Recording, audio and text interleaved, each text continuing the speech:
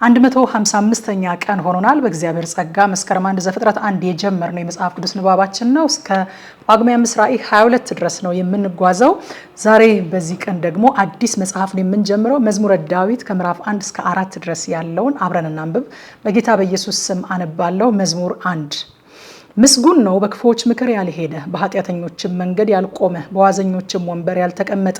ነገር ግን በእግዚአብሔር ሕግ ደስ ይለዋል፣ ሕጉንም በቀንና በሌሊት ያስባል። እርሱም በውሃ ፈሳሾች ዳር እንደተተከለች ፍሬዋንም በየጊዜዋ እንደምትሰጥ ቅጠሏም እንደማይረግፍ ዛፍ ይሆናል። የሚሰራውም ሁሉ ይከናወንለታል። ክፉዎች እንዲህ አይደሉም፣ ነገር ግን ነፋስ ጠርጎ እንደሚወስደው ትቢያ ናቸው። ስለዚህ ክፉዎች በፍርድ ኃጢአተኞችም በጻድቃን ማህበር አይቆሙም። እግዚአብሔር የጻድቃንን መንገድ ያውቃልና የክፉዎች መንገድ ግን ትጠፋለች።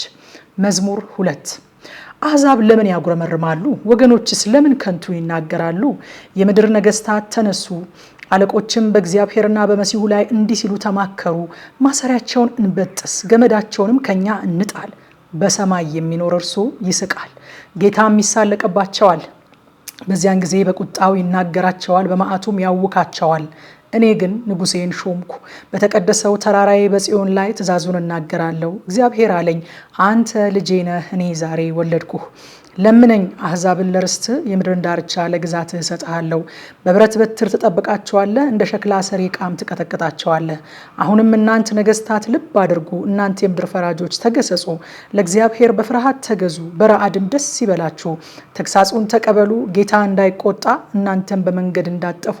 ቁጣው ፈጥና ትነዳለችና በእርሱ የታመኑ ሁሉ የተመሰገኑ ናቸው። መዝሙር ምዕራፍ 3 አቤቱ የሚያስጨንቁኝ ምንኛ በዙ፣ በእኔ ላይ የሚቆሙት ብዙ ናቸው። ብዙ ሰዎች ነፍሴን አምላክሽ አያድንሽም አሏት። አንተ ግን አቤቱ መጠጊያዬ ነህ፣ ክብሬንና ራሴንም ከፍ ከፍ የምታደርገው አንተ ነህ። በቃሌ ወደ እግዚአብሔር እጮሃለሁ፣ ከተቀደሰ ተራራውም ይሰማኛል። እኔ ተኛሁ አንቀላፋውም፣ እግዚአብሔር ደግፎኛልና ነቃሁ። ከሚከቡኝ ከአላፍ ሕዝብ አልፈራም። ተነስ አቤቱ አምላኬ ሆይ አድነኝ። አንተ የጠላቶቼን መንጋጋ መትሃልና የክፎችንም ጥርስ ሰብረሃልና። ማዳን የእግዚአብሔር ነው፣ በረከትህም በሕዝብህ ላይ ነው። መዝሙር ምዕራፍ 4 የጽድቄ አምላክ በጠራሁት ጊዜ መለሰልኝ፣ በጭንቀቴም አሰፋህልኝ። ማረኝ፣ ጸሎቴንም ስማ። እናንተ የሰው ልጆች እስከ መቼ ድረስ ልባችሁን ታከብዳላችሁ? ከንቱ ነገርን ለምን ትወዳላችሁ? ሐሰትንም ለምን ትሻላችሁ? እግዚአብሔር በጻድቁ እንደተገለጠ እወቁ። እግዚአብሔር ወደ እርሱ በተጣራው ጊዜ ይሰማኛል። ተቆጡ፣ ነገር ግን ኃጢአትን አታድርጉ። በመኝታችሁ ሳላችሁ በልባችሁ አስቡ፣ ዝም በሉ። የጽድቅን መስዋዕት ሰው፣ በእግዚአብሔርም ታመኑ።